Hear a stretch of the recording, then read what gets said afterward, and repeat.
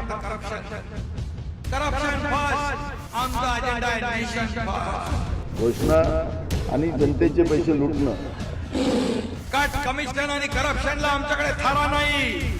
त्यांचा परिवारवाद आमचा महाराष्ट्रवाद. महाराष्ट्रामध्ये 1,75,000 जागा रिक्त आहेत. मग का भरत नाही? राज्याची जनतेच्या घमाच्या पैशाची तिजोरी लुटण्यासाठी हे सरकार आहे. पूर्वीच्या सरकारच्या काळामध्ये निधी देताना त्यांना असं वाटायचं की त्यांच्याच खिशातले पैसे चालले. शेतकऱ्यांना मोफत वीज देण्याचं काम आपल्या सरकारने सुरू केलं.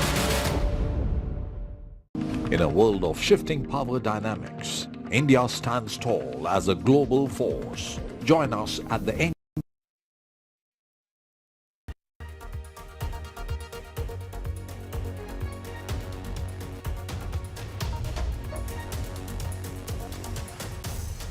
You are watching the World 24/7 on the NDTV network. I'm Parmeshwar Bava. Let's begin with the top stories you need to know. Canadian Prime Minister Justin Trudeau has acknowledged that he had only intelligence and no hard evidentiary proof when he alleged the involvement of Indian government agents in the killing of Khalistani terrorist Hardeep Nijjar last year. In fact, in a late-night post by the Ministry of External Affairs, India affirmed its stand on the massive diplomatic row with Canada, putting the responsibility of the disastrous diplomatic fallout squarely on Justin Trudeau. Israel's plan to respond to Iran's October 1st attack is ready as per reports, while Israeli strikes continue in Lebanon and Gaza. US officials expect Israel will retaliate before the November 5th election. This is what CNN says. This timeline would thrust the growing volatility in the Middle East squarely into public view within days of the US presidential election.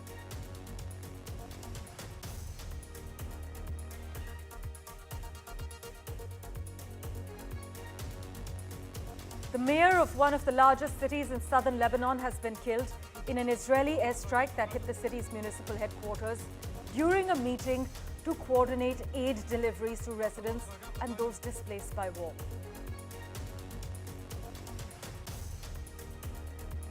Russia is using generative artificial intelligence to ramp up disinformation campaigns against Ukraine, a senior Ukrainian said on record on the sidelines of a cyber conference, branding them a global danger.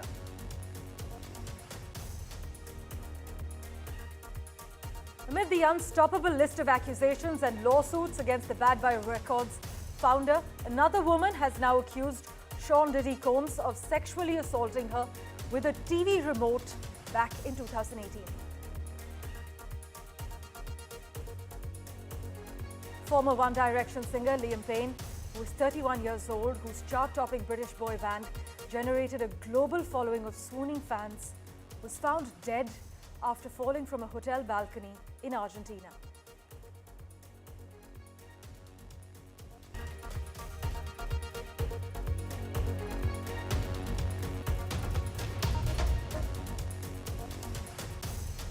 Well, our big focus, in a late-night post by the Ministry of External Affairs, India affirmed its stand on the massive diplomatic row with Canada, putting the responsibility of the disastrous diplomatic fallout squarely on Justin Trudeau. The Foreign Ministry reiterated that Canada has presented us with no evidence whatsoever. But in its terse but sharp response to Mr. Trudeau's deposition, the Commission of Inquiry, the Foreign Ministry wrote in its post-midnight statement that what we have heard today only confirms what we have been saying consistently all along, that Canada has presented India no evidence whatsoever in support of the serious allegations that it has chosen to level against India and Indian diplomats. Putting the onus of the grave diplomatic situation entirely on the incumbent Prime Minister of Canada's conduct, the statement noted that the responsibility for the damage that this cavalier behavior has caused to India-Canada relations lies with Prime Minister Trudeau alone. Here are the finer details. We chose to continue to work behind the scenes to try and get India to cooperate with us. Their asks of us was, well, how much do you know? Give us the evidence you have on this. And our response was, well, it's within your security agencies. You should be looking into how much they know. You should be engaging. It's, oh, no, tell us what you know. Show us the evidence. And at that point, it was primarily intelligence, not hard evidentiary proof. steps that would have resulted in keeping Canadians safe, because that is our top priority. India, the Indian government, rejected those advances. India has rejected Canadian PM Justin Trudeau's accusation that New Delhi did not cooperate in the probe into the killing of Canadian citizen and Khalistani terrorist Hardeep Singh Nijjar. Sources in the Ministry of External Affairs say that from the very beginning, the Canadian approach has been to make vague accusations and put the burden of denial on India. Earlier, India decided to withdraw its High Commissioner in Canada, Sanjay Kumar Verma.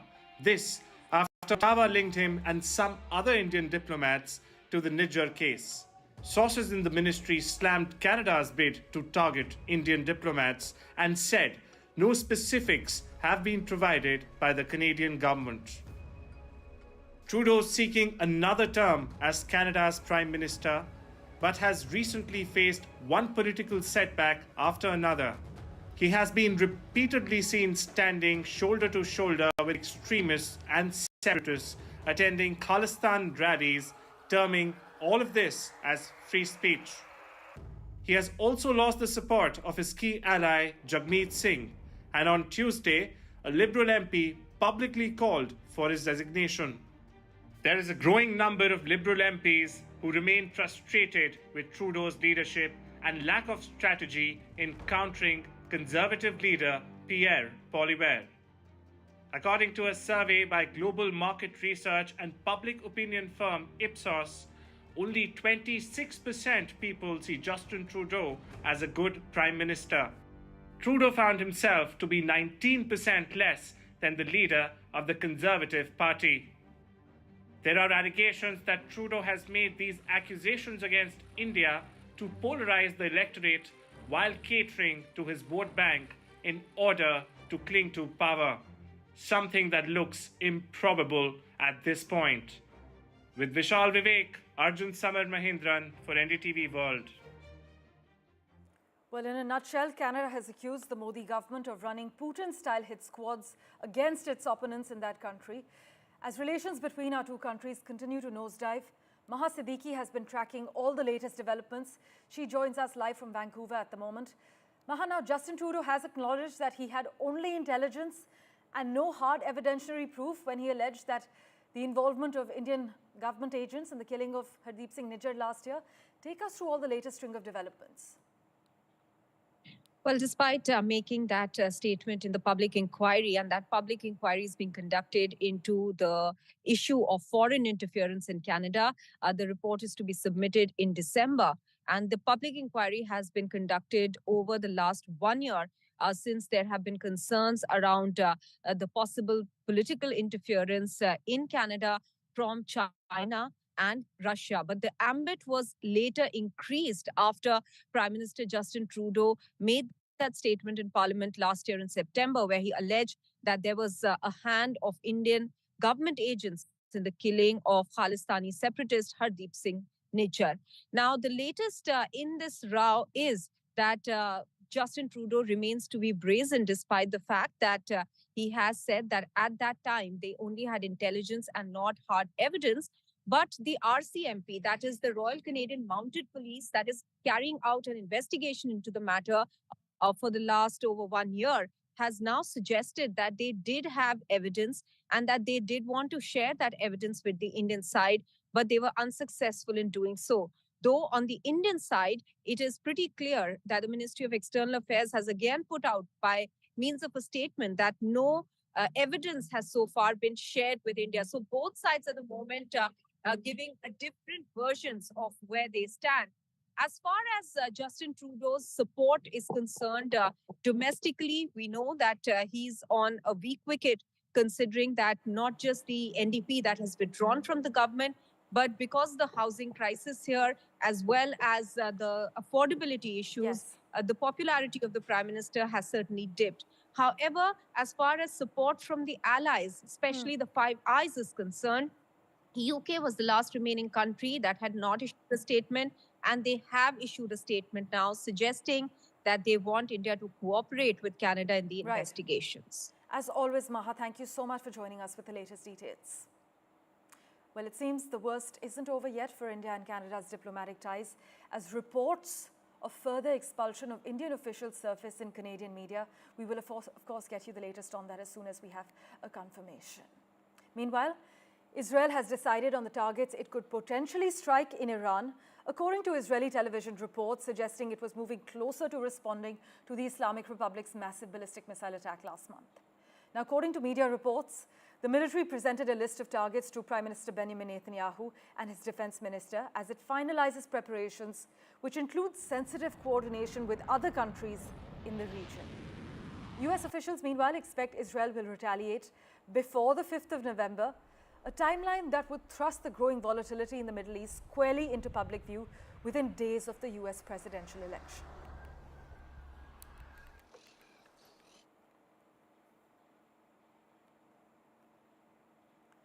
And speaking of the US presidential election, well, Kamala Harris faced a grilling on Fox News with host Brett Baier pressing the vice president on immigration, the economy, and the Biden administration in a 30-minute interview.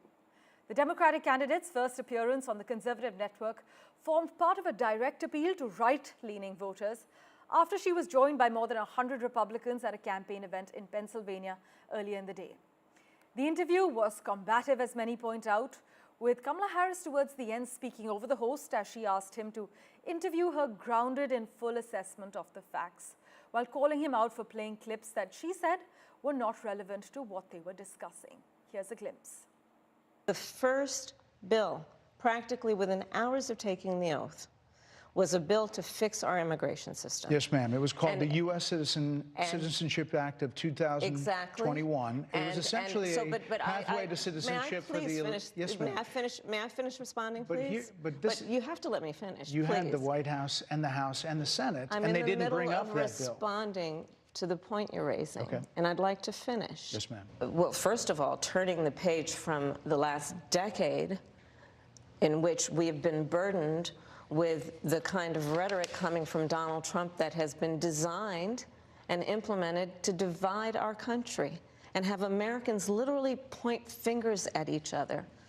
Rhetoric and an approach to leadership that suggests that the strength of a leader is based on who you beat down instead of what we all know. The strength of leadership is based on who you lift up. The strength of an American president, which is one who understands that the vast majority of us have more in common than what separates us. Madam Vice President, more than 70% of people that is tell about turning the page on rhetoric that people are frankly exhausted of, Brett. I'm sorry, and with all due respect, that clip was not what he has been saying about the enemy within that he has repeated when he's speaking about the American people. That's not what you just showed. Well, he was asked about that specific... No, that's not what you just showed. In all fairness and respect to you... I'm telling you, that was the question that we asked him. You didn't show that, and here's the bottom line. He has repeated it many times, and you and I both know that. And you and I both know that he has talked about turning the American military on the American people. He has talked about going after people who are engaged in peaceful protest. He has talked about locking people up because they disagree with him. This is a democracy. And for a quick comment on this intense 30-minute interview, we have with us Professor of Public Policy from Rochester Institute of Tech, Mr. David K. Johnston. Thank you so much, sir, for making time for us on NDTV. Now, about halfway through this intense interview, the host actually asked Kamala Harris a question. Many say that she hasn't been able to answer very well in more friendly interviews last week on what she would do differently from Joe Biden. She has now clearly said that her presidency will not be a continuation of Joe Biden's presidency. With this appearance on Fox, though, sir, do you think her mission to reach moderate Republicans has been accomplished? Well, she had more than 100 elected or formerly elected Republicans appear with her today to support her. She's got 40 of the 44 Republicans who were in Donald Trump's cabinet supporting her. So, I mean, she's done very well at least getting leaders in the Republican Party to support her. Right. And most importantly, those leaders who know Donald Trump best, who've worked alongside him. And, I've covered him for 36 years. Also, many say that Harris's recent media appearances, Kamala Harris is reportedly also in negotiations to appear on Joe Rogan's podcast, which for our viewers here is the most popular podcast in the US and has a large following among young men.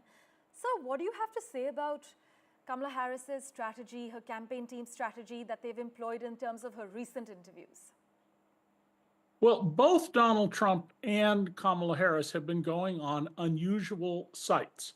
Instead of sitting down with the New York Times and the Washington Post, they've been going on these various podcasts that are aimed at various different audiences.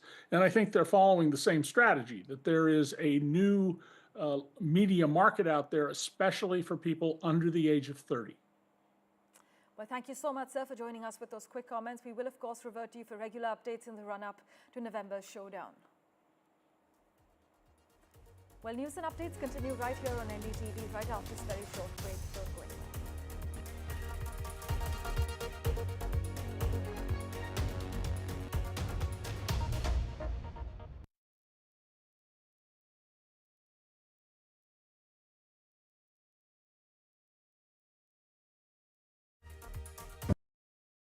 New day, new show, a new experience. Start your day with the news, not views. We bring you stories that matter and impact your life. News that informs and keeps you ahead. From Maximum City, Mumbai, to the seat of power, Delhi, NDTV brings you the best breakfast show. Breakfast news on NDTV, 8 a.m. every day. Stay informed and entertained with the new and updated NDTV News app. You can watch all our channels live, listen to podcasts, read breaking and exclusive news from around the world and more. Download the NDTV app today and get access to the best journalism and storytelling on your smartphone or tablet. The NDTV app. News that matters to you. I've been reporting on all issues big and small from Andhra Pradesh, Telangana, rest of South India, bringing you all the action, all that you need to know, all that you want to know. The energy of Maximum City is infectious. I bring in that energy in our news coverage from financial capital Mumbai. India's IT capital is always buzz. It's literally a city that never sleeps. And I keep you ahead on all the Bengaluru buzz. Covering from the southernmost part of India over the last 23 years, I bring in-depth and 360-degree coverage from the Dravidian heartland. The land of Mishti is also known for its bitter politics. I have seen much water flow under the Howrah Bridge, covering Bengal in all its vivid colors.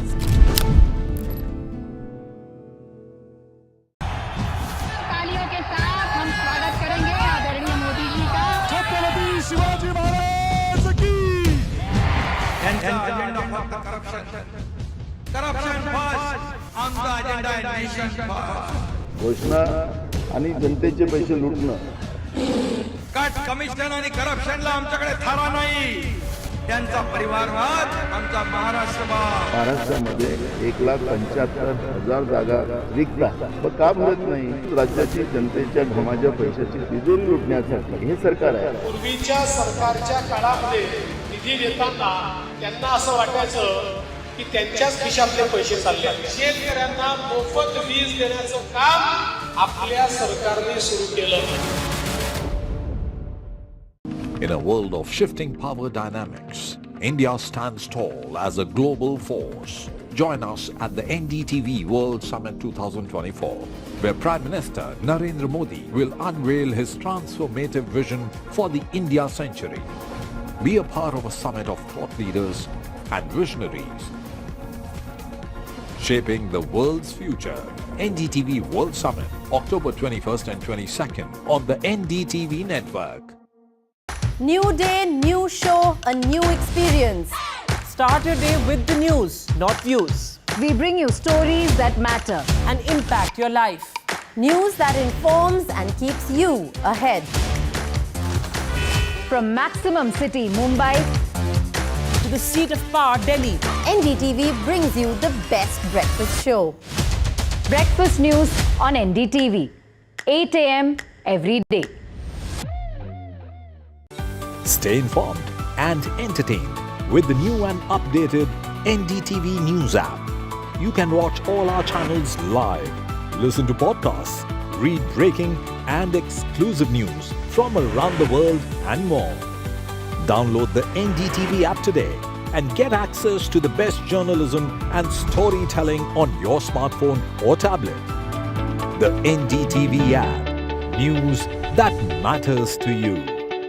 I've been reporting on all issues big and small from Andhra Pradesh, Telangana, rest of South India, bringing you all the action, all that you need to know, all that you want to know. The energy of Maximum City is infectious. I bring in that energy in our news coverage from financial capital Mumbai. India's IT capital is always buzz. It's literally a city that never sleeps. And I keep you ahead on all the Bengaluru buzz. Covering from the southernmost part of India over the last 23 years, I bring in-depth and 360-degree coverage from the Dravidian heartland. The land of Mishti is also known for its bitter politics. I have seen much water flow under the Howrah Bridge, covering Bengal in all its vivid colors.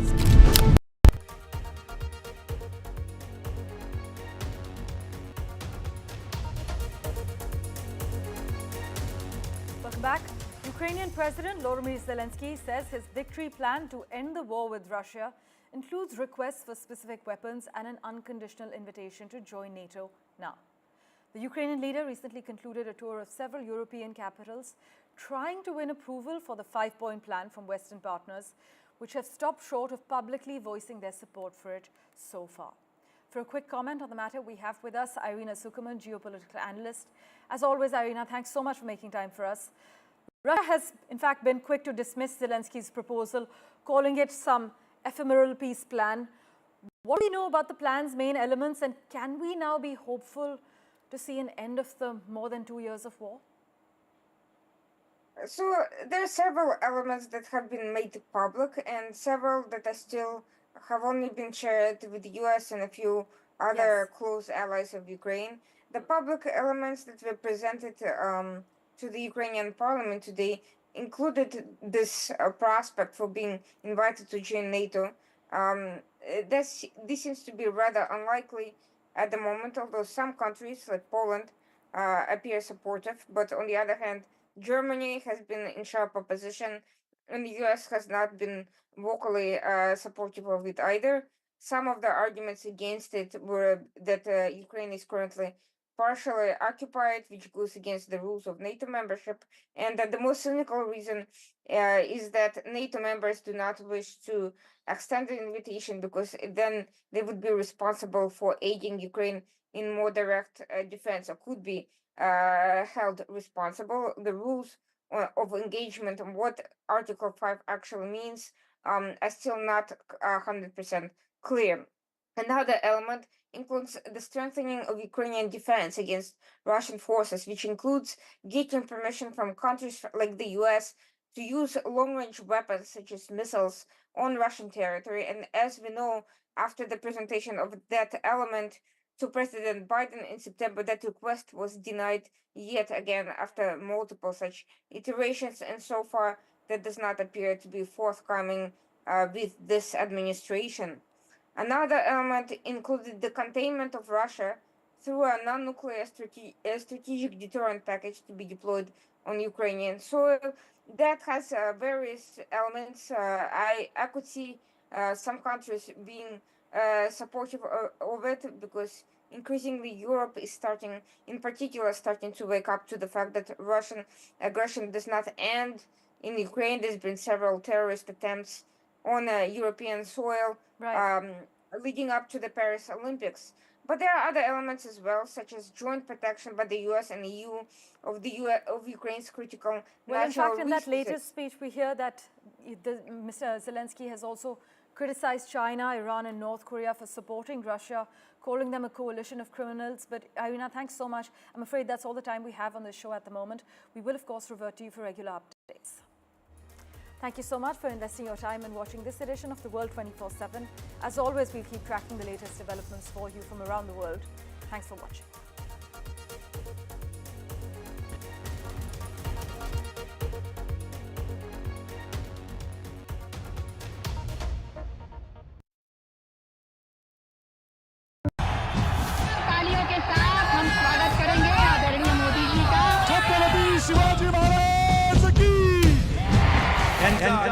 फक्त corruption first, आमचा agenda आहे nation first. घोषणा आणि जनतेचे पैसे लुटणं. Cut commission आणि करप्शनला आमच्याकडे थारा नाही. त्यांचा परिवारवाद आमचा महाराष्ट्रवाद. महाराष्ट्रामध्ये 1,75,000 जागा रिक्त आहेत. मग का भरत नाही? राज्याची जनतेच्या घमाच्या पैशाची तिजोरी लुटण्यासाठी हे सरकार आहे. पूर्वीच्या सरकारच्या काळामध्ये निधी देताना त्यांना असं वाटायचं की त्यांच्याच खिशातले पैसे चालले. शेतकऱ्यांना मोफत वीज देण्याचं काम आपल्या सरकारने सुरू केलं. In a world of shifting power dynamics, India stands tall as a global force. Join us at the NDTV World Summit 2024, where Prime Minister Narendra Modi will unveil his transformative vision for the India century. Be a part of a summit of thought leaders and visionaries, shaping the world's future. NDTV World Summit, October 21st and 22nd on the NDTV network. New day, new show, a new experience. Start your day with the news, not views. We bring you stories that matter and impact your life. News that informs and keeps you ahead. From Maximum City, Mumbai, to the seat of power, Delhi, NDTV brings you the best breakfast show. Breakfast news on NDTV, 8 a.m. every day. Stay informed and entertained with the new and updated NDTV News app.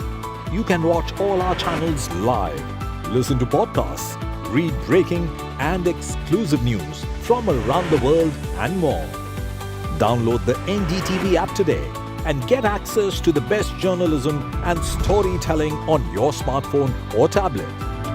The NDTV app. News that matters to you.